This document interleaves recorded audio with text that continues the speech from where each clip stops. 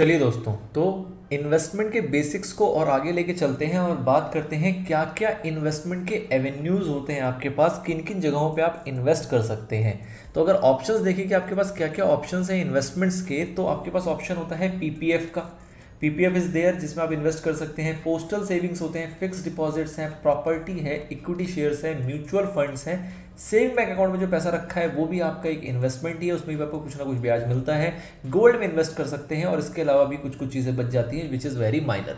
ठीक है, तो these are the few things जिसमें आप इन्वेस्ट कर सकते हैं। अगर आपको आज का मतलब मार्केट का या आज की दुनिया का अगर आपको अंदाज़ा हो तो आप ऐसा पाएंगे कि जो मेजॉरिटी पॉपुलेशन है वो इन्वेस्ट करना पसंद करती है कहाँ पे, म्यूचुअल फंड्स के अंदर। बेस्ट माना जाता है। क्यों बेस्ट माना जाता है, क्या इसकी ऐसी खासियत है, वो हम आगे के पार्ट्स में इसको देख लेंगे। But these are the few options where you can invest easily, जो आपके पास ऑप्शंस अवेलेबल है इंडिया में। ठीक है सर, अब अगर इसको क्लासिफाई कर दें तो एसेट्स के कितने क्लास है, मतलब कितने टाइप के इन्वेस्टमेंट है, उसको अगर एसेट वाइज क्लास वाइज अगर हम बाइफरकेट करें तो आपके पास 5 कैटेगरी में ये बाइफरकेट हो जाते हैं। Number 1 is equity, number 2 is debt, उसके बाद आता है आपका रियल एस्टेट, उसके बाद आता है आपका कमोडिटीज और उसके बाद आता है कैश इक्विवेलेंट्स। ये 5 मोटी मोटी कैटेगरी है जो कि आपको एक ब्रॉड एसेट क्लास प्रोवाइड करती है कि आप अगर पीपीएफ खरीदते हैं तो वो डेट कैटेगरी में आता है, अगर आप शेयर्स खरीदते हैं तो वो इक्विटी कैटेगरी में आता है, अगर आप प्रॉपर्टी में इन्वेस्ट करते हैं तो वो रियल एस्टेट कैटेगरी में आता है, अगर आप मनी मार्केट इंस्ट्रूमेंट्स खरीदते हैं तो वो कैश इक्विवेलेंट में आता है, अगर आप गोल्ड सिल्वर खरीदते हैं तो वो कमोडिटीज के अंदर फॉल करता है। तो these are the few types जिसमें कि आपके एसेट्स को क्लासीफाई किया जाता है, ये आपको पता होना चाहिए। नाउ वन बाय वन की बात करते हैं डीप में चल के कि क्या है इनकी खासियत, क्या है इनकी विशेषताएं और क्या है इनके अंदर कमियां, क्या है इनके अंदर अच्छाइयां। सबसे पहला आता है आपका डेट। डेट के अंदर आपके पास क्या क्या ऑप्शंस हैं। डेट के अंदर आपके पास ऑप्शंस है पीपीएफ का, एनएससीज का, नेशनल सेविंग सर्टिफिकेट्स, आप फिक्स डिपॉजिट्स करा सकते हैं और डेट म्यूचुअल फंड्स ले सकते हैं। These all are the debts, example of debts. Now इसके अंदर जो पैसा लगाया जाता है, जो इन्वेस्टर लगाता है, उसको हम लेंडर्स कहते हैं। जैसा इक्विटी में देखेंगे तो उसको हम ऑनर्स कहते हैं, लेकिन जब डेट में कोई पैसा देता है तो एक तरीके से आपने उधार का पैसा दिया किसी कॉर्पोरेट को, किसी भी ऑर्गेनाइजेशन को कि ये लो जी पैसा हम उधार के तौर पे दे रहे हैं, हमें फिक्स्ड इन पे रिटर्न चाहिए और हमने फिक्स टेन्योर के लिए दिया है। हो सकता है आपने 5 साल के लिए दिया हो, 2 साल के लिए दिया हो, 1 साल के लिए दिया हो, what ever the case, but आपका टेन्योर जो होता है वो यहाँ पे फिक्स्ड रहता है, एक्सेप्शंस को छोड़ दें तो। ठीक है, उसके बाद जो रिटर्न है वो भी आपकी कंपैरेटिवली यहाँ पे फिक्स रहती है, उसके अंदर फ्लक्चुएशन ना के समान होता है। आप जब पैसे लेंड करते हो तभी कह देते हो कि भैया मुझे 5% 10% क्या ब्याज चाहिए, वो जो भी डिसाइड होता है वो आपको जनरली मिल जाया करता है। जो डेट म्यूचुअल फंड्स होते हैं that are affected by interest rate fluctuation but offer tax efficiency, मतलब कि डेट म्यूचुअल फंड जो कि आपके इंटरेस्ट रेट फ्लक्चुएशन से अफेक्ट होंगे, अगर उसमें कुछ घटेगा बढ़ेगा तो उसके साथ आपको एक बेनिफिट ये मिलेगा कि आपकी टैक्स की एफिशिएंसी वहां पे मेंटेन रहती है। And high liquidity for most instruments, मतलब कि यहाँ पे लिक्विडिटी की ज़्यादा टेंशन नहीं होती। अगर आप किसी भी ऐसे डेट इंस्ट्रूमेंट को क्लोज करना चाहें तो आप कंपैरेटिवली कर पाते हैं। आप एफडीज वगैरह में देखेंगे कि एफडीज वगैरह में जनरली कहा जाता है कि ये आपका ब्लॉक हो गया 3 साल के लिए, लेकिन अगर आप चाहें तो क्या इसको लिक्विड फॉर्म में ला सकते हैं, क्या इसको ब्रेक कर सकते हैं? हाँ जी, ब्रेक कर सकते हैं। कुछ पेनल्टी लगेगी, कुछ चार्जेस काटे जाएंगे, बट आपका ये जो ऑप्शन है ये ब्रेक हो जाएगा। तो दिस इज कॉल्ड कि लिक्विडिटी का ऑप्शन यहाँ पे आपके साथ बना रहता है डेट के साथ। इसके लिए कहा जाता है क्या कि relatively safe and steady returns makes debt suitable for all type of investors, मतलब कि यहाँ पे आपकी सेफ्टी इंश्योर है और प्लस जो आपका रिटर्न्स है वो भी यहाँ पे स्टडी मिलता है, इसलिए इन्वेस्टर्स इसको प्रेफर करते हैं। This is the one of the asset class which is debt. अगला देखते हैं, नेक्स्ट आता है आपके पास इक्विटी। इक्विटी के क्या फीचर्स हैं, इसमें कौन कौन सी चीज़ें आती है। तो इक्विटी शेयर्स आपके इक्विटी में आ गए, इक्विटी आपके म्यूचुअल फंड्स है वो आपके इक्विटी के अंदर आ जाते हैं। और उसके बाद जो थर्ड है, आपको यहाँ पे अगर देखोगे तो कुछ शॉर्ट फॉर्म्स थे जो हमने पीछे डिस्कस नहीं किए, उसको हम एक बार अगर देख ही लें यहाँ पे, तो ये कुछ शॉर्ट फॉर्म्स है आपके पीएमएस। पीएमएस बेसिकली क्या होता है, पोर्टफोलियो मैनेजमेंट स्कीम। ठीक है, जब रियल एस्टेट में जाओगे तो आप देखोगे REIT, शॉर्ट में इसको रिट कहा जाता है, इसकी फुल फॉर्म होती है रियल एस्टेट इन्वेस्टमेंट ट्रस्ट। उसके बाद सेकंड आता है आपका REMF। REMF का मतलब क्या है, real estate mutual fund. PPF ये आपको पता है क्या होता है, पब्लिक प्रोविडेंट फंड। NSC इसका आपको पता है क्या होता है, नेशनल सेविंग सर्टिफिकेट। तो these are the few short terms which are very useful nomenclature, generally इसको यूज किया जाता है और इसको इसी नाम से जाना जाता है। इसमें ऐसा नहीं है कि इस नाम से ये परिचित नहीं है मार्केट में। चलिए सर, तो हमें सारी चीज़ पता लग गई। अब इसके क्या फायदे हैं, क्या इक्विटी के फीचर्स होते हैं। तो यहाँ पे जो शेयर होल्डर्स हैं, जो पैसा लगाते हैं, वो यहाँ पे ऑनर्स माने जाते हैं। ऑब्वियसली आपका जो एसेट क्लास है वो काफ़ी वॉलेटाइल है, आपके शेयर्स काफ़ी फ्लक्चुएट होते रहते हैं। हो सकता है ये बहुत अच्छा इंक्रीज दे दे और हो सकता है कि बहुत ज़्यादा इसके अंदर डिक्रीज भी आ जाए। जनरली ये लॉन्ग टर्म रिटर्न्स ऑफर करता है। शॉर्ट टर्म में अगर कोई चाहे कि शेयर्स में पैसा लगा के वो कुछ कमा लेगा तो that is not possible. Long term में इसके अंदर माना जाता है कि आपको अच्छा खासा रिटर्न्स मिल जाता है और रिटर्न्स के साथ साथ आपको लॉन्ग टर्म के अंदर क्या मिलता है, डिविडेंड्स की फैसिलिटी भी यहाँ पे मिलती है।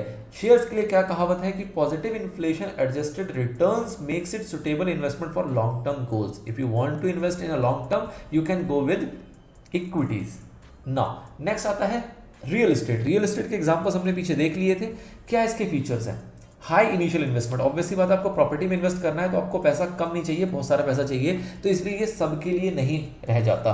अगला, हाई जेस्टेशन पीरियड। मतलब क्या है कि जो आपका यहाँ पे इन्वेस्टमेंट का पीरियड होगा, आपने एक बार इन्वेस्ट कर दिया, आपको अगर उसके अंदर आपको गेन चाहिए तो उसके लिए आपको काफी समय तक वेट करना पड़ सकता है। उसका जो पीरियड है, जो वेस्टिंग पीरियड है, वो यहाँ पे काफी लंबा होता है। साथ ही में जो एप्रिसिएशन है कब देता है, लॉन्ग टर्म में देता है, लेकिन इसकी खासियत ये है कि आपको ये रेंटल इनकम भी साथ के साथ देना शुरू कर सकता है। लिक्विडिटी काफी कम मानी जाती है, रीजन बीइंग कि आपकी प्रॉपर्टी तो है but it is not that much easy to sell it any time. आप कभी भी इसको बेचना चाहें तो आप इसको नहीं बेच पाएंगे, तो इसलिए लिक्विडिटी यहाँ पे लो होती है। इसके लिए क्या कहावत है, a good hedge against inflation but lakhs liquidity. मतलब कि अगर इन्फ्लेशन को हमें बीट करना है तो हम कहते हैं कि भैया आप रियल एस्टेट में इन्वेस्ट करो, बहुत अच्छा रहेगा, इन्वेस्टमेंट को तुम, इन्फ्लेशन को तुम बीट कर पाओगे। लेकिन जो कमी आ जाती है वो किसकी आ जाती है कि भैया लिक्विडिटी की फैसिलिटी ये प्रोवाइड नहीं कर पाता ये ऑप्शन हमारा।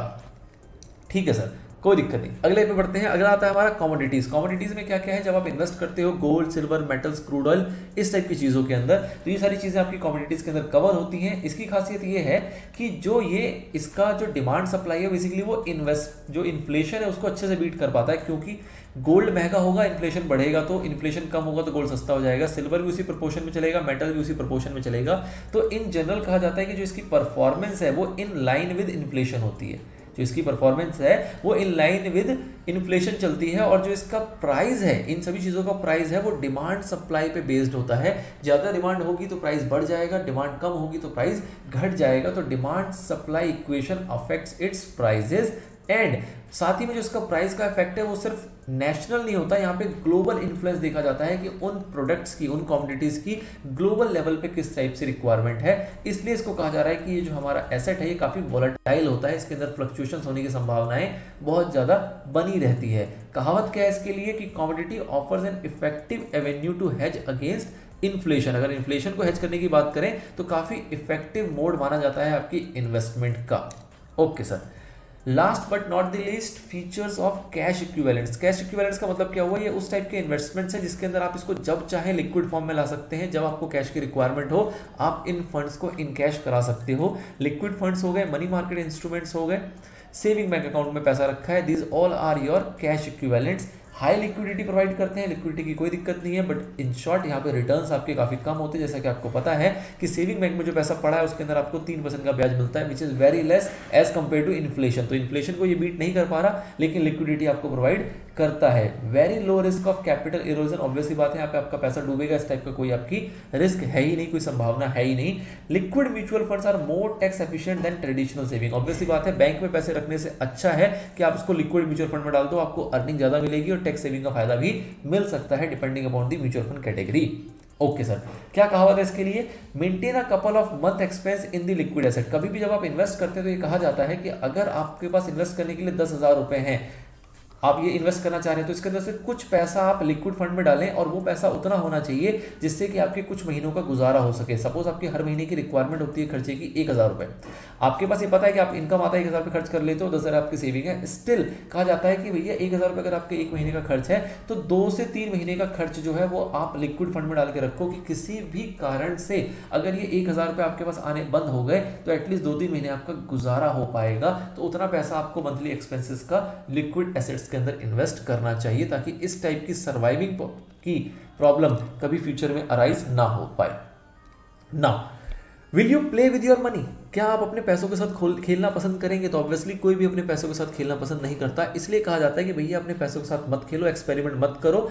आपके बहुत सारे इन्वेस्टमेंट के एक्सपर्ट्स हैं जो एग्जिस्ट करते हैं, इन पे भरोसा करो और अपने पैसों को आउटसोर्स कर दो, अपने पैसे को इनके थ्रू इन्वेस्ट करो ताकि आपको लॉस होने की संभावनाएं जो है वो काफ़ी कम हो जाए या कह लो कि मिट जाए। ठीक है, तो these all are the investment avenues जिसको हमने यहाँ पे समझा, ये आपके इन्वेस्टमेंट्स का एक नेक्स्ट लेवल था। इसके आगे हम और पढ़ेंगे और हम डीप में चर्चा करेंगे म्यूचुअल फंड्स के ऊपर और उसके बाद कुछ फैक्टर्स को और समझेंगे which are last topic. Till then इतना ही, स्टे ट्यून्ड, स्टे कनेक्टेड।